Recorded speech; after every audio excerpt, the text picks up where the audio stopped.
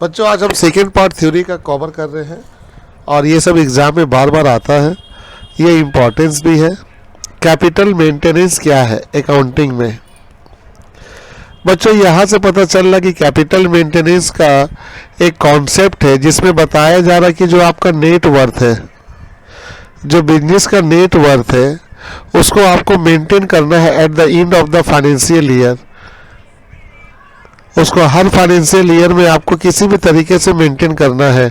जाने कि मान लो अगर 1 लाख रुपया आपका बिजनेस में लगा है तो आपको साल के आखिरी में भी कितना रखना होगा, 1 लाख रुपया रखना होगा।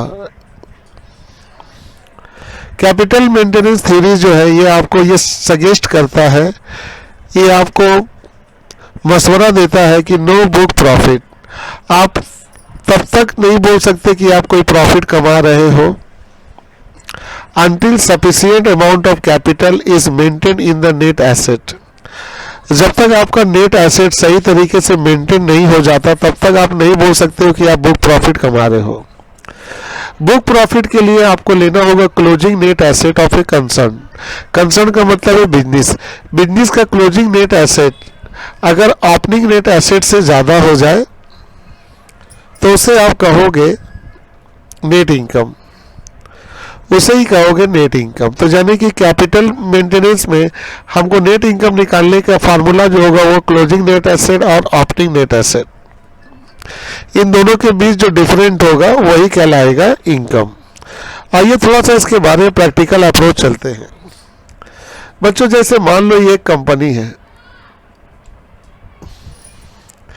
ये एक कंपनी है बच्चों। ये company land, machine, stock, debtor, ये सब में पैसा लगा के रखा है और वो पैसा है 1 लाख रुपए। तो इस कॉन्सेप्ट क्या कहती है कि 1 लाख रुपया आपको हर साल मेंटेन करना पड़ेगा। मान लो ये 2020 में आप लगाए हो और 2021 में भी आपको अपना कैपिटल 1 लाख रुपया मेंटेन करना होगा और ये प्रोसेस कंटिन्यू चलता जाएगा।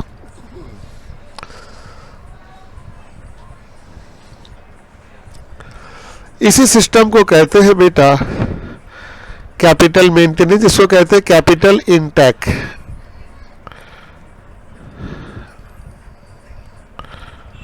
इस सिस्टम को कहते हैं कैपिटल इंटैक। इसमें आपका कैपिटल फिक्स हो गया कि 1 लाख रुपया आपको हर टाइम बिजनेस में रखना है। तो कभी कभी ऐसा भी तो हो सकता है बच्चों कि 2020 में मेरा कैपिटल 1 लाख है और 2021 में मेरा कैपिटल बच्चों 1,20,000 हो गया। तो बेटा इसको जब इससे कंपेयर करोगे तो आपको 20,000 रुपया सरप्लस हो गया।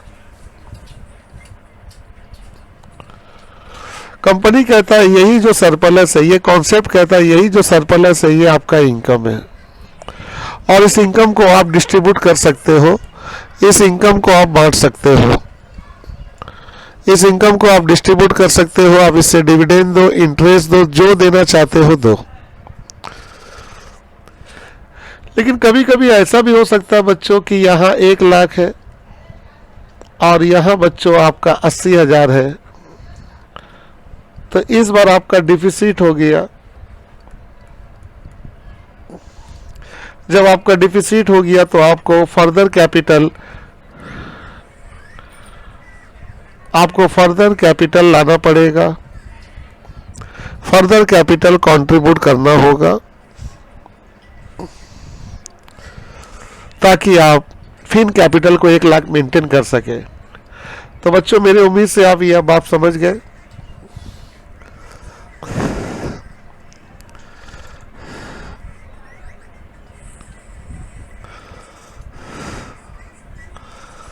अब आते हैं इम्पोर्टेंस।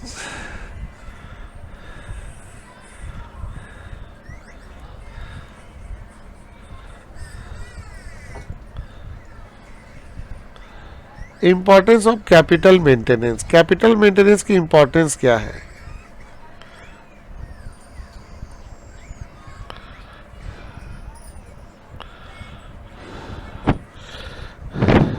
बच्चों इम्पोर्टेंस जो है कैपिटल मेंटेनेंस का, हमको इसको तीन नज़रिए में देखना है। एक शेयर होल्डर की तरफ से, एक क्रेडिटर की तरफ से, एक परफॉर्मेंस की तरफ से। ये तीन टॉपिक हम लोग का डिस्कशन पॉइंट होगा, 1 2 3। तो पहला share holder point of view से हम जान ले कि क्या ज़रूरत है ये कॉन्सेप्ट का।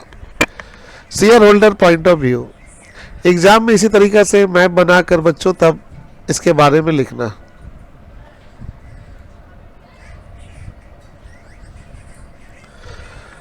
शेयर होल्डर प्रोटेक्शन व्यू में हम लोग क्या देख रहे हैं कि capital maintenance is more useful concept.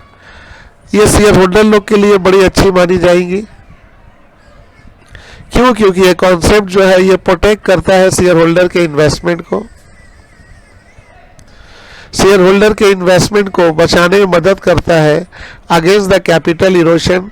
अगर कोई शेयर होल्डर कंपनी में पैसा लगाया है तो उसकी कैपिटल इरोशन को बचा सके। कैसे? आइए देखते हैं।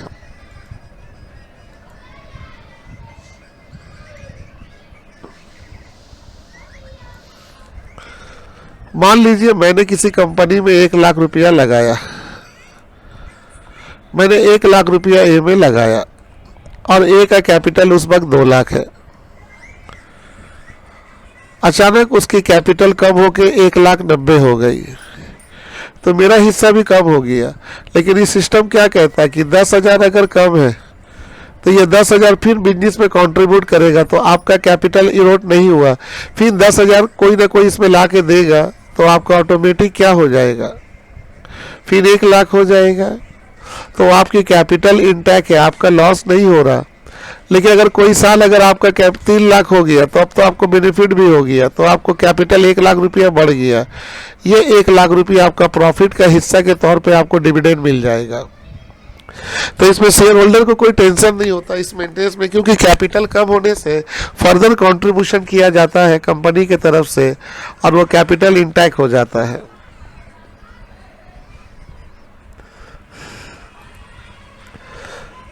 दूसरा जो बच्चों वो है क्रेडिटर प्रोटेक्शन। बच्चों कैपिटल मेंटेनेंस कॉन्सेप्ट जो है ये क्रेडिटर प्रोटेक्शन में भी मदद करता है। ये कॉन्सेप्ट रिस्ट्रिक्ट द कंपनी को रिस्ट्रिक्ट करता है from the withdraw the money to protect the creditor. मतलब क्रेडिटर को प्रोटेक्ट करने के लिए पैसा निकालने से मना करता है कि आप पैसा कैपिटल से पैसा निकाल कर क्रेडिटर को नहीं दे सकते हो। ये सजेस्ट करता है कि minimum fund that need to be introduce by the company को हमेशा पैसा लाना चाहिए और लाकर अपनी कैपिटल की जरूरत को क्या करना चाहिए, पूरा करना चाहिए, ताकि कैपिटल इंटेक बना रहे और क्रेडिटर को भी पैसा मिल जाए। आइए यहाँ इसकी मीनिंग क्या है थोड़ा सा हम दिखाएं आपको।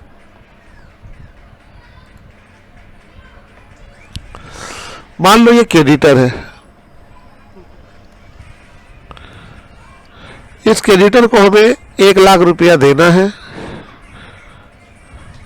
ये मेरा कैपिटल है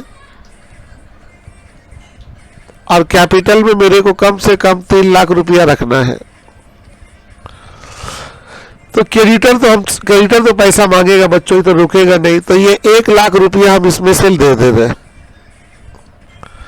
तो कितना बचा 2 लाख। तो ये 2 लाख रुपया फिर जो मेंबर होंगे कंपनी के उनको ये 1 लाख रुपया कंट्रीब्यूट करना होगा। फिर वो 1 लाख रुपया कंट्रीब्यूट करेंगे तो 3 लाख हो जाएगा, तो कैपिटल इंटैक्ट भी हो जाएगा। इस तरह क्रेडिटर का भी हम लोग पेमेंट कर देंगे, तो क्रेडिटर से हमारा प्रोटेक्शन हो गया। क्यों? क्योंकि हमको कैपिटल मेंटेन करना है, जितना दे रहे उतना फिर हम फर्दर कैपिटल ला रहे।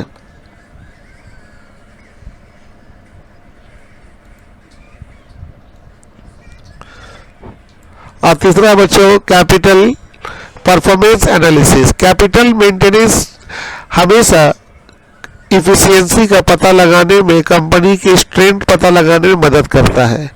मैनेजमेंट हमेशा आसानी से डिसीजन लेता है और यह इन्वेस्टर को मदद करता है ताकि वो अपना इन्वेस्टमेंट कंपनी में कर सके। तो परफॉर्मेंस में इफिशियंसी का पता लगाने में मदद करता है, कंपनी की स्ट्रेंथ का पता चलता है, मैनेजमेंट आसानी से डिसीजन ले सकता है और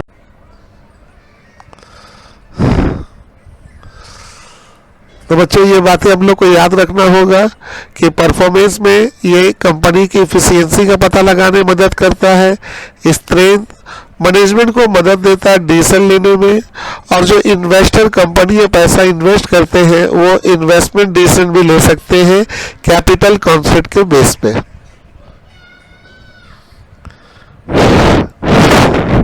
हिस्टोरिकल कॉस्ट, हिस्टोरिकल कॉस्ट का लिमिटेशन क्या है बच्चों? हिस्टोरिकल कॉस्ट का बहुत लिमिटेशन है, क्योंकि हिस्टोरिकल कॉस्ट क्या होती है, ये हमेशा कॉस्ट प्राइस को फॉलो करती है,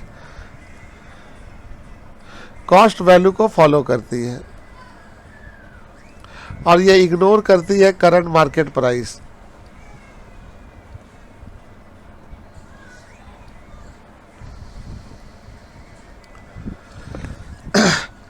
यही इसकी सबसे बड़ी डिमेरिट है। No consideration of the price level change. अगर प्राइस चेंज होता है तो ये उस पर कोई कंसिडरेशन नहीं करता है। तो फाइनेंशियल स्टेटमेंट जो है ये बनाई जाती है जब हिस्टोरिकल कॉस्ट अकाउंटिंग के अंदर, तो ये सिर्फ स्टेटमेंट जो होती है हिस्टोरिकल फैक्ट को बताती है।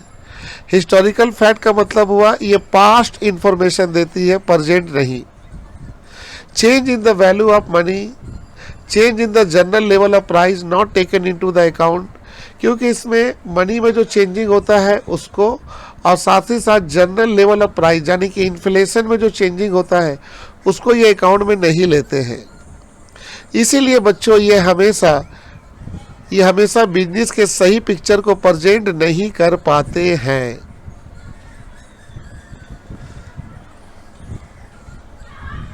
यानी कि बच्चों ये बच्चों फेल हो जाते हैं, fail to show true and fair view.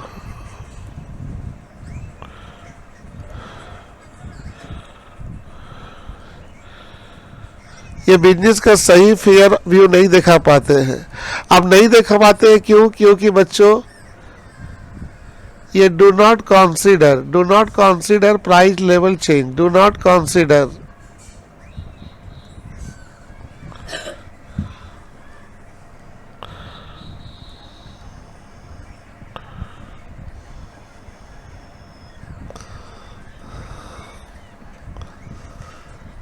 Unrealistic fix asset value.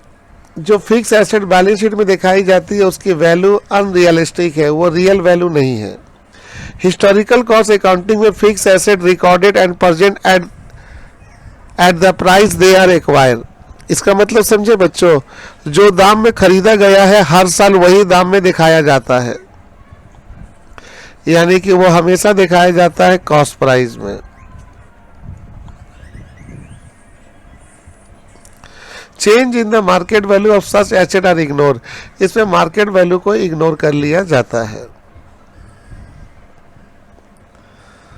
Number 3, depreciation generating the fund to replace the fix asset. किसी भी फिक्स एसेट को बदलने के लिए हम लोग डिप्रिसिएशन फंड तैयार करते हैं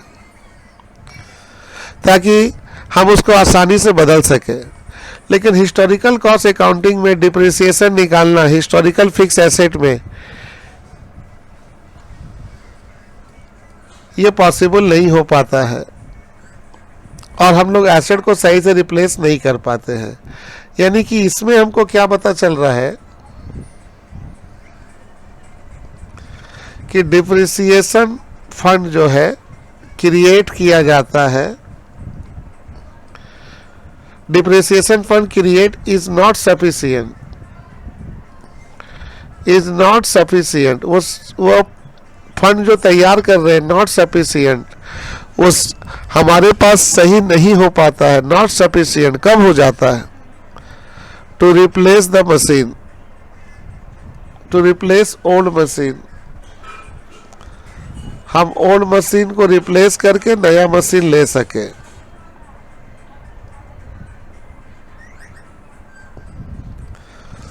तो बच्चों ये 5 पॉइंट है, ये पांचों में आप आराम से नोट कर लीजिए।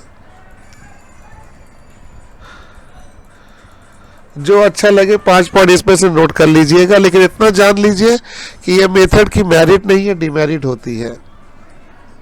अब हम आगे चलते हैं बच्चों। ये एग्जाम में 5 मार्क्स में आ सकता है, बहुत इंपॉर्टेंस है। रेवेन्यू रिकॉग्निशन का मतलब होता है कि आप कैसे पता लगाओगे कि आपकी इनकम हुई है। आपको रेवेन्यू का पता लगाना है सेल ऑफ गुड्स का। तो यानी कि अगर हम मान लो हम ए है, हमने गुड्स बेचा बी को क्रेडिट में, तो मेरा इनकम कब माना जाएगा कि मेरे लिए इनकम हुआ? हम जब बेचे उस वक्त या जब मेरे को वो पैसा देगा तब? तो यहाँ एक क्वेश्चन उठता है कि कब माना जाएगा। तो अकाउंटेंसी में इसकी कुछ कानून है जो आपको पढ़ना चाहिए। देखो बेटा, revenue from sale of goods shall be recognise का मतलब पहचान लेते हैं हम लोग। When all the condition are satisfy, जब सभी कंडीशन सेटिस्फाई हो जाए, वो 1 है, 2 है, 3 है, 4 है और 5, ये पांचों कंडीशन जब सेटिस्फाई हो जाएगी तो हम कहेंगे कि जब ने सामान बेचा तो वो हमारे लिए रिवेन्यू हुआ। पहला है significant risk and reward of ownership of good it transfer. Very good. सबसे पहले बच्चों, सबसे पहला कंडीशन है कि ऑनरशिप जो है गुड्स का वो हमेशा ट्रांसफर होगा। यानी कि बच्चों यहाँ पर पहला कंडीशन है कि ऑनरशिप मस्ट बी ट्रांसफर। इसमें ऑनरशिप ट्रांसफर करना होगा। अगर ऑनरशिप ट्रांसफर नहीं हुआ है तो वो आपका सेल नहीं माना जाएगा। Neither continue managerial involvement nor effective control over the goods. इसमें कह रहा बेटा कि जब आप सामान बेच दोगे तो सही बात है, उस पर तो मैनेजमेंट का कंट्रोल नहीं होना चाहिए।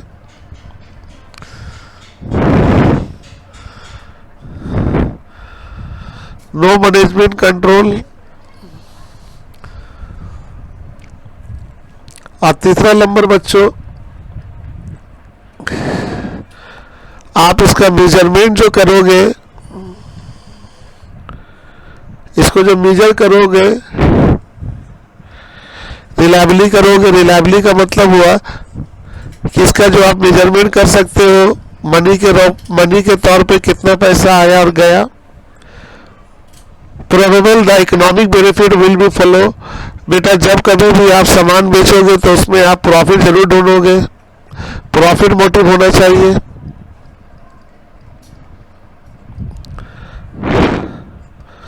Cost income to can be measure reliably. यानी कि आप अगर सेल कर रहे हो तो वो सेल का कॉस्ट होना जरूरी है। यानी कि अगर आप सामान बेच रहे हो तो उसके ऊपर खर्चा होना जरूरी है। कैसा खर्चा? जैसे मान लो हम सामान परचेज किए और उसमें प्रॉफिट रखे तभी तो बेचेंगे। तो बेटा सेल में कॉस्ट का भी होना बहुत जरूरी है, तो कॉस्ट होना चाहिए, कॉस्ट का होना बहुत जरूरी है। ये सभी 5 पॉइंट हो जाएंगे तभी वो कहलाएगा रेवेन्यू रिकॉग्निशन। ये 5 मार्क्स में आ सकती है बच्चों, इंपॉर्टेंस इसको नोट कर लीजिएगा।